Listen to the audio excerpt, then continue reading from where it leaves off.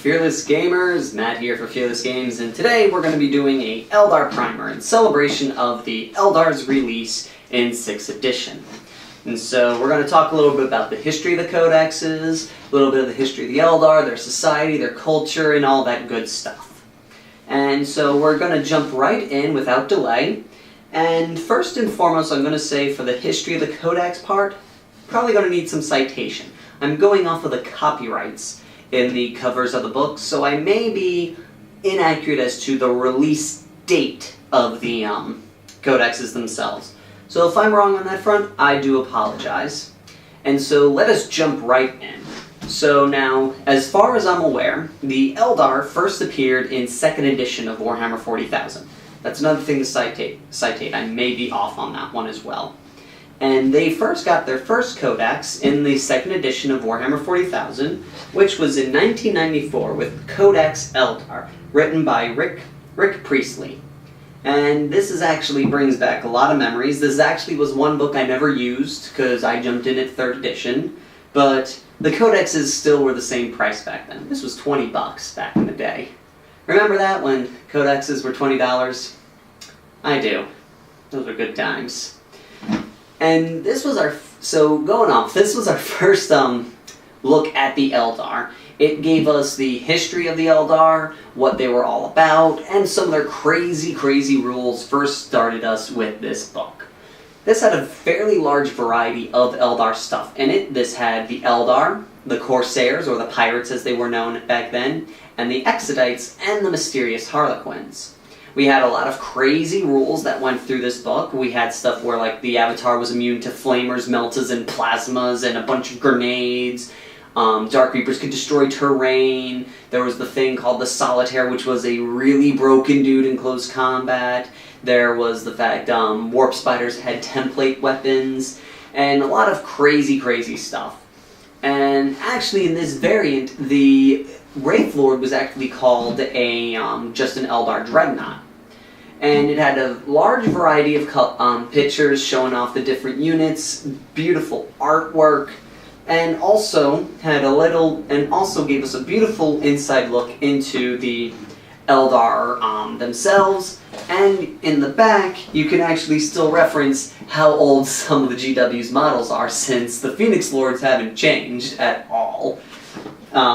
And the Warp Spiders also have not changed at all since this edition, which is pretty interesting to see what models have stood the test of time. Even the Avatar hasn't changed since this edition, which is pretty interesting. And so this codex would last the Eldar until we got into 3rd edition, and we would get a 3rd edition codex in 1999, which was the Codex Eldar written by Gav Thrope. Now, very similar to a lot of the codexes of the time and currently, this codex gave us less information than the original 2nd edition codex did. Essentially, they assumed you had all the knowledge from the 2nd edition codex. And if you didn't, you'd get it through, stories and vets of the 2nd edition game telling you all about it. This one, the Eldar did lose couple of their abilities. We lost the Harlequins, we lost the Exodites, we lost the Corsairs, and a lot of the weapons and rules changed to fit with the changing ways of 3rd edition. But they were probably what was considered the poster child of Warhammer 40,000, primarily because they got all the cool stuff, and they were by far one of the most powerful armies in the game. In fact, in 3rd edition, if you played Eldar, you were guaranteed to get a game in anytime you went to the hobby shop, because everyone hated the Eldar. Because they ignored plasma gets hot, they ignored jamming, their ships had saves against armor penetrations, their ships could strike back if they were attacked, Far Spheres could cast 2 powers in a single turn, Far Spheres had up to 4 hours and stuff, their Warlocks didn't need to roll for their psychic powers. They were just full of breaking rules cheese that everybody could not stand. And this would be pretty much what this would be. Essentially, this kept with the 2nd edition's overpowered Eldar, which just showed you, even though they were really frail and fragile, that they could pack a major punch when it time to get into games. And in 3rd edition, near the tail end of 3rd edition, we would get a supplement book in 2000 called Craftworld Eldar by Gav Thrope, Jarvis Johnson, and Andy Chambers. Now, this one wasn't really a new codex in terms of we didn't get like a lot of new stuff.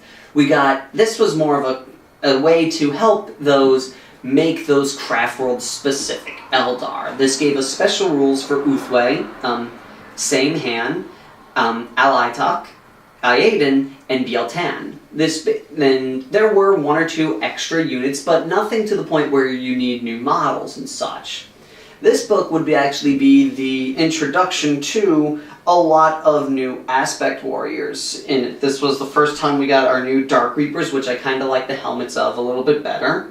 We got new Howling Banshees and new Striking Scorpions.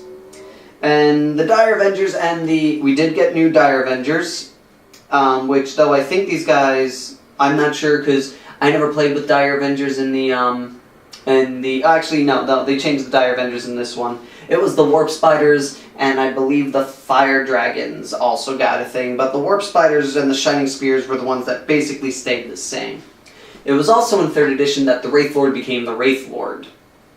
And so there wasn't much that was changed here. Again, it was just extra special rules. Oh, you got this. So it was very easy to accommodate your existing army with this codex. And this bad boy was actually only $10. I mean, now that's something. I mean, back in the day, a book by GW for $10, who would have think it now? A lot of you guys who probably just started out are going, I don't know about your information there, vet. But so then we jump into 5th edition. 4th edition. They were in the tail end of 4th edition going into 5th edition. In 2006, we got the current Eldar Codex by Phil Kelly.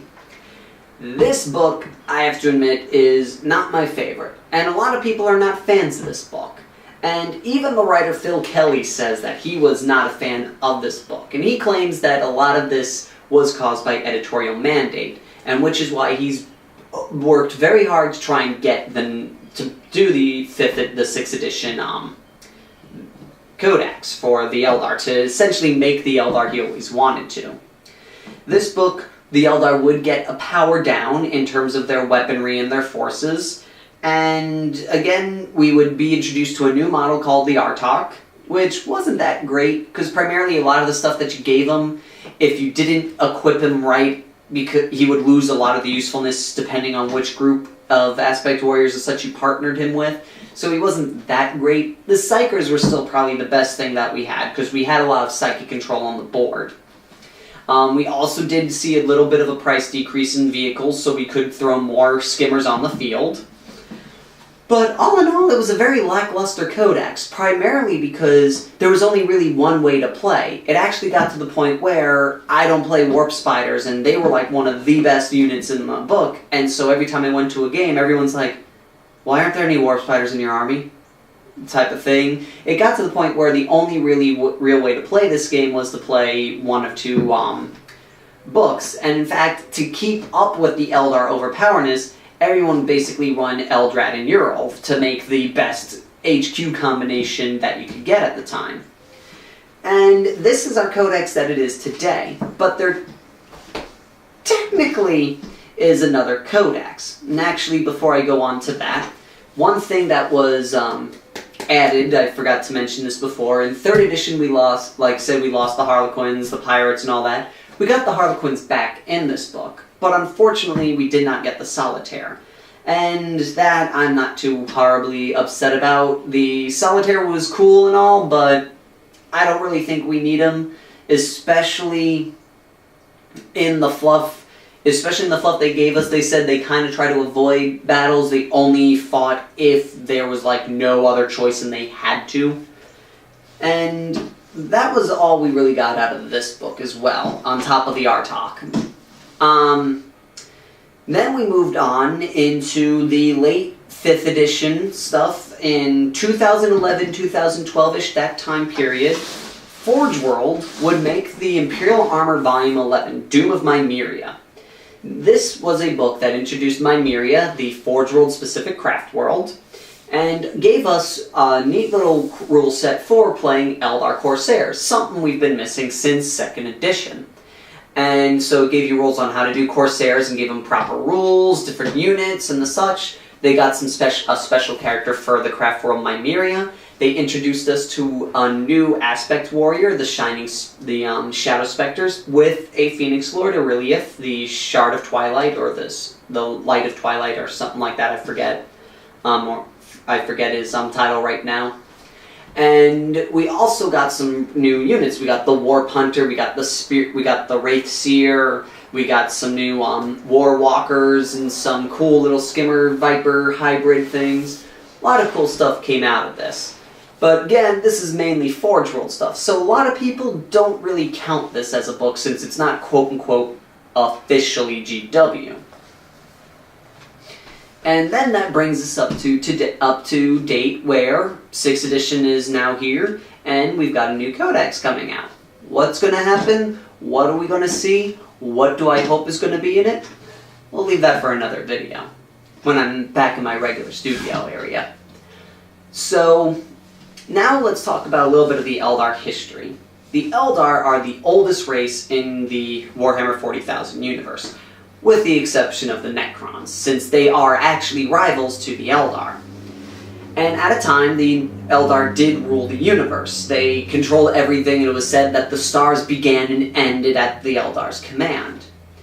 And they reached a technological zenith where they basically could do whatever they wanted because everything was done and taken care of for them. So they can go into new experiences, try new things, experiment, and do all this other different stuff.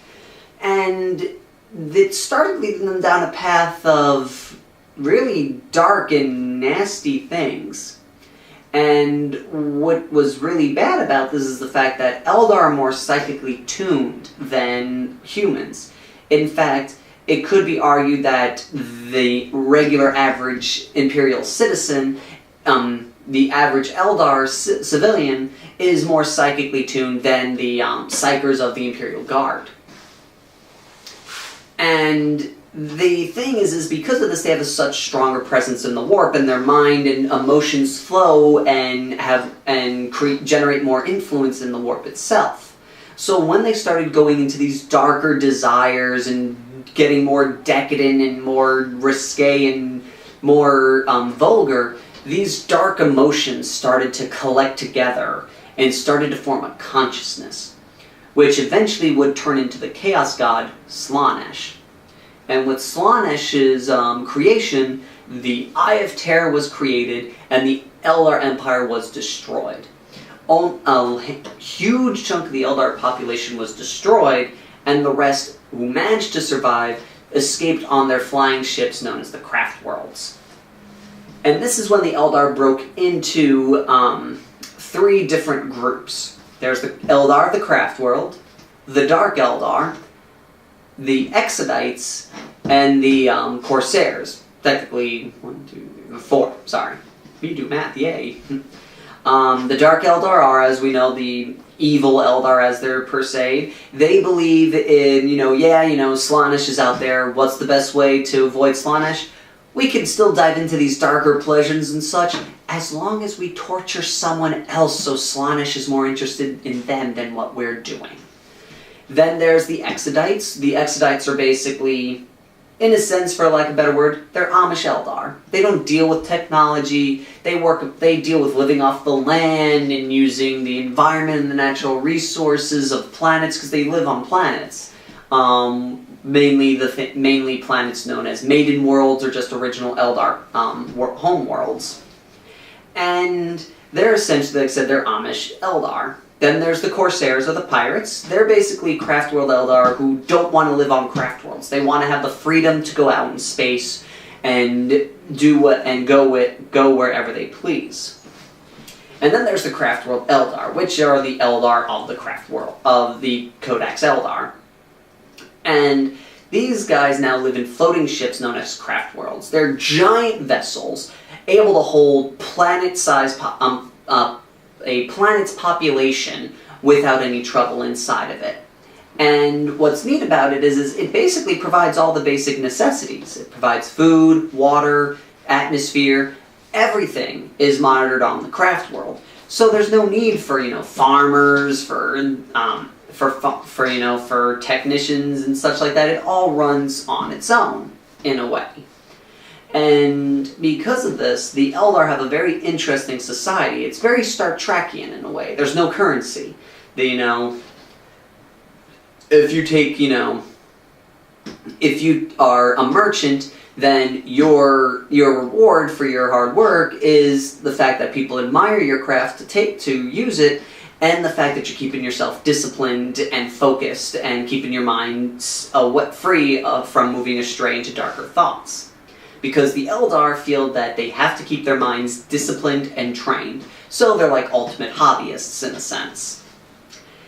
Now, what they do is, say they have these paths. These different paths hold different, and essentially they're different jobs. There's the path of the server, who, is like a waiter in a sense. There's a path of the artist, which can break into the path of the sculptor, the path of the painter. There's the path of the dreamer, which, dreams and takes interpretations of their dreams to what it can mean in real life. There's the path of the singer, path of the musician, path of the poet. All different states. There's path of the healer, and it's crazy. You can go on. Basically, any type of job or hobby or art form or any form of physical activity that one would consider a job or way of life is a path in the Eldar world. And that also includes, the warrior paths, which are the aspect warriors. Eventually, every Eldar goes down the aspect warrior path, because eventually their hate gets the better of them, and they need to focus their minds in order to keep themselves from falling into those dark thoughts. And these are broken down into different shrines. There's the Dire Avengers, the Fire Dragons, the Howling Banshees, the Striking Scorpions, the Swooping Ox, the Shining Spears, the Warp Spiders, and then there's also the new one, the Crimson Hunters.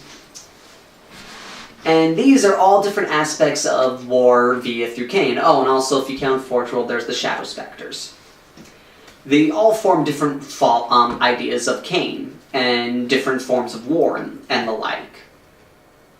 And so each of them have their own different path, and what this does is this allows them to do what they call put on their war mask. Able to put on those dark, deep fears and bring them out in a way where they can, after battle is done, remove their war mask and go back to normal living. But this isn't entirely true for all Eldar. For some, the path of the warrior is a very, shall we say, enticing role, and some get so obsessed into perfecting the art of war that they get lost down the path and become an Exarch. An Exarch is a Eldar aspect warrior that is basically become consumed by the path, to the point where there's no turning back and they can never return to a normal life. And these Exarches, what's different about them is they have the shared knowledge of all the other Exarches that came before them within their shrine, because every aspect warrior has their own shrine. Think of them like schools, and there's multiple ones across different ones. So every squad of Striking Scorpions may not be all from the same shrine. They may, if you have 2 squads of Striking Scorpions, they're most likely from 2 different shrines. Each of them having only one Exarch, because Exarches only allow 1 in their shrines at a time. And they have this special, unique, ornate armor, which is usually the first armor, the first founder of that particular shrine. And on that armor is soul stones with the souls of every single Eldar that possess that armor. And once the new Exarch dons the armor, they cease to be themselves, and they proceed to be the original Exarch, because his spirit and personality is the most dominant. Now the thing, though, is they are aware that they are somebody else. So let's just say, for example, it's me, Matt here, and I go into John's shrine, and I take John's armor on. Well, now I'm John. I'm still aware that I was Matt, my name was Matt, and Matt is the physical form that I am right now, but I only answer to the name John, and people would address me as if I was John, but are fully aware that I'm Matt. A good example is in one story, an Exarch goes to an Artarch and is like, oh, you know, don't forget you owe me one, and I'm calling in that deal, and he says, I made that deal with so-and-so. That's not you anymore. You're now so-and-so. You just happen to be in his armor type of thing. So it's one of these things where they kind of accept, you know, yes, he's going to call himself John, but he was Matt. And Matt, if he takes off his helmet, it's Matt underneath the armor. Now, the Aspect Warriors do have these things called Phoenix Lords, which are basically super Exarches. The difference is they founded the Aspect Warrior class. So, every Shrine of Striking Scorpions brings them all back to the original Striking Scorpion. All of this Warp Spiders can be brought back to the Warp Spider Phoenix Lord if he actually exists. They never confirm or deny that. And so on and so forth. And the difference between these Phoenix Lords over regular Exarches is one, once someone dons their armor, their personality takes on full and foremost. They are forever no longer that character. So, for example, again, let's just use Azurman. I go and I put on Azurman's armor. I'm Azurman. I was never Matt. Matt's body, Matt doesn't exist at all. Matt gave his spirit to give me life again. So they completely, 100%, even other Eldar would go, that's Azurman. Matt gave his life for Azurman to reawaken. Yes, Matt put on the armor, but once he put on the armor, he stopped being Matt completely. That's not Matt. That body is Azurman's. That's how it works with that. And even still, like with the Phoenix Lords, when someone puts on their armor, it's like they never stopped being themselves. So if they died 200 years ago, someone puts on the armor, it's as if they woke up. That's how it's perceives to them. They just like, oh, that was a nice 200-year nap. Time to go off and be Phoenix Lords again. So in a sense, they've achieved, in a way, kind of perfect immortality. The only way they can totally die is if all the Eldar die, because then no one can actually don the armor to make them come back to life. Now, with that, there's also another warrior. Before we go on to that, there's the thing that I mentioned that was introduced in 4th edition called the Artarch. The Artarch is a Aspect Warrior commander who's gone down multiple paths. So he could have been a Dire Avenger, then a Howling Banshee, then a Swooping Hawk, then a Warp Spider, then a Striking Scorpion. He could be all of them at one point. And it's one where he's not satisfied with learning only one aspect of battle, but wants to learn them all. And they become master strategists, and they're pretty much the generals of the craft world. They, with the Farseers, make the final decisions on what the craft world's actions are going to be and what they're going to do. And with that, there is another warrior-ish aspect path called the Path of the Seer. The Path of the Seer is one that dives into the psychic capabilities of the Eldar. It's one of the more dangerous ones because they're allowing themselves into the warp more and makes them more exposed to the dangers of the warp itself. But it gives them the ability to see into the past, the present, and the future and help craft the fate of their craft world so they can avoid certain doom for as long as possible and hope and try to find a way to keep their race to survive. But those that go down the Path of the Seer and continue down it will upgrade from a Warlock to a Farseer. And once you're a Farseer, it's essentially like the Exarch status, except they're always themselves. It's not like one of these, they take on armor. No. If I start as a Warlock and I become a Farseer, I'm still Farseer Matt. I'm not Farseer Tim, the first Farseer, or anything like that. And what happens to a Farseer that's going down this path, eventually their body will crystallize, and as they gain more power and dive more into the warp, and eventually they will, like I said, they'll become crystallized until they become a pure crystalline statue in the heart of the craft world, which is known as the Dome of the Crystal Seers. And inside the very heart of the craft world is the Chamber of the Avatar. Now, the Avatar is a fragment of the Eldar god of Kala Menshek Cain, bloody-handed Cain, who is now the thing with the Eldar gods is they feel like their gods are dead. They have their own mythology of how mortals and gods became separated and what happened to them, and it is their belief that Slaanesh killed all of the Eldar gods, but instead of killing Cain, Cain was ripped and torn to sunder, and shards of his body flew up to all the craft worlds and landed in the core of the ships, and from that a avatar of him grew. And there's actually one Eldar god that they feel is alive, and that's the Great Harlequin, the Laughing God, who hid behind Cain and fled to the Webway, where he now lives today. And they actually also has been implied that their god, Isha, the one that created the Eldar, is alive and in the capture of Nurgle. Whether or not that's true, I haven't read the latest Demon Codex, so I don't know if they've kept that fluff or not. And let's see, the Eldar have seem to be the most technologically advanced of all the races, combining psychic energy and psychic powers with technology. They use this stuff called Wraithbone, which is this material that's stronger than steel and it's very versatile, and with psychic tuning it can be crafted into different elements and different forms. This is how they make their guns, their armor, and their such. They can control what color it is, so they technically have no metal in their materials, but they can make it look metal if they want it to. And it's essentially a versatile material because it can be whatever they want it to be. They just need to use what's called a bone singer. It's a special aspect path that can psychically craft the Wraithbone into what they need it to be. Excuse me.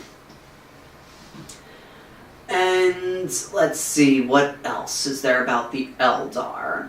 One thing is they're very big into trickery, and they seem to do a lot of random attacks, according to the Imperium. This is primarily because they do things knowing they will have an effect in the future. It may be tomorrow, it may be the day after, it may be 300 years from now. But if they feel it will save the lives of Eldar, they will do it. So, for example, if I end up becoming a great Imperial commander, that's going to be the bane of the Eldar in 100 years from now, where they're going to find where I make some great siege that will put their craft world in danger. They'll do a raid on a military base that I'm at while I'm still a private, so they can kill me to ensure that never happens. And it'll seem like a totally random attack. No one will know why they did it, but the Eldar know why they did, because in 100 years from now, it's gonna make their lives better, because I'm no longer there to turn the tide. Like I mentioned, there are these things, the Harlequins. The Harlequins are basically, they're like these killer clowns, everyone likes to call them. They are servants of the Laughing God, and they are masters of the Webway. They perform a lot of Eldar rituals in terms of performances of telling different stories, like the fall of the Eldar, the war in heaven, and each Harlequin plays a different role in that. They're also keepers of what's known as the Black Library. The Black Library is what is the storage of all Eldar knowledge. They've got knowledge beyond human imagination. It is even rumored that they have a copy of the only existing copy of the Book of Magnus, the demon prince of the Thousand Sons. And only very few are allowed in there that are non-Eldar, and even Eldar, it's tough to get in there, and they don't even know where it is. Only the Harlequins know where the Black Library is. And they don't give that information out to just anyone. And mentioning the Webway, the Eldar have basically perfected teleport travel far beyond humans. They have what's called the Webway, basically a series of interconnecting tunnels inside the warp that makes them able to travel from place to place extremely fast. Some of these are connected straight to planets, some of them are big enough for ships to go through, some of them are small enough where only people can walk through. The thing with them is only the Eldar can use them. In a sense, they're the only ones that really use these tunnels because they're the only ones who know how to navigate through them. And it allows them to appear pretty much anywhere across the universe that they need to be where they want to. They can even use these webways to connect themselves to other craft worlds. And the craft worlds themselves, as I mentioned, are these giant ships, and they have in themselves their own societal differences of their own sort of personalities. In a way. Let me just get my list so I can remember, because I know I'm going to forget. There's Uthway, who's very big in the Psychers. They're known as the seers of the Eldar. They seem to be very big at looking into the future of the Eldar and working the hardest to try and prevent their doom from happening. They're also the closest to the Eye of Terror, so they're the ones that are exposed primarily to the enemies of the warp in real space and the warp itself. There's Samhan, which is basically the most tribal of the craft worlds. They have a very ritualistic native tribal system going for them, and their big thing is jet bikes and vipers and skimmers and such. They're a big, fast vehicle army. Then there is Alitok. Alitok has the largest collection of rangers out of all of them. Primarily, like I said, with rangers are basically their outcasts. They're the ones that want to be free. They don't want to deal with the rigorous disciplined life of a craft world. They want to move through the Sea of Stars as they see fit. And Alitok has the largest group of population that can't stand living on the craft world, and very often go off to be a ranger or an outcast, which pretty much are the same thing. And then there is Aedan. Aedan has one of the more tragic stories of all of them. Thanks to the Hive Fleet Kraken, they lost a lot of their population, and so now they primarily rely on Wraith Lords and Wraith Guards, and possibly when they come out, the Wraith Knights and the Wraith Blades and the Wraith Flyer thing that they have, Wraith Jet Fighter or something like that, to do all their fighting for them. Essentially, they use their dead to protect them because they have no other choice. These are basically their constructs that are made out of Wraith Bone, that when a Spirit Stone, it's this gem that the Eldar put on their bodies, it's to protect them for when they die. Because when they die, their physical warp energy and their psychic connection to the warp is so intense and strong, it kind of resembles that of a soul or spirit. This essence is very much a desired, delicate treat for Slaanesh. So, to protect themselves from the evil jaws of She Who Thirsts, they put these Spirit Stones on. So when they die, the Spirit Stone traps their essence inside of it, and they live free inside the Spirit Stone. Normally, the Spirit Stone is put into the Wraithbone core of the craft world, where it becomes part of the Infinity Circuit, basically the brain of the craft world. It allows the Eldar to communicate with the craft world itself to get what they want. Like if they want to go to observation deck number 3, they can sit down in a little craft thing and say observation deck number 3, and the craft world will send them there. They can go to a circuitry panel and go, where's John? And the Infinity Circuit will tell them where John is.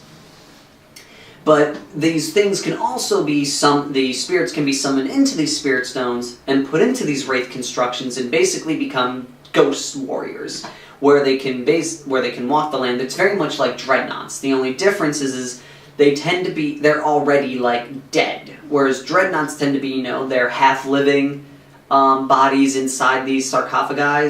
These things are dead, so so there's really no body, no flesh for them to destroy. As long as the Spirit Stone is safe, they can always get a new body. And that is the primary force of the Aedan. So if you're ever going up against an Aedan army, expect a lot of Wraith constructions.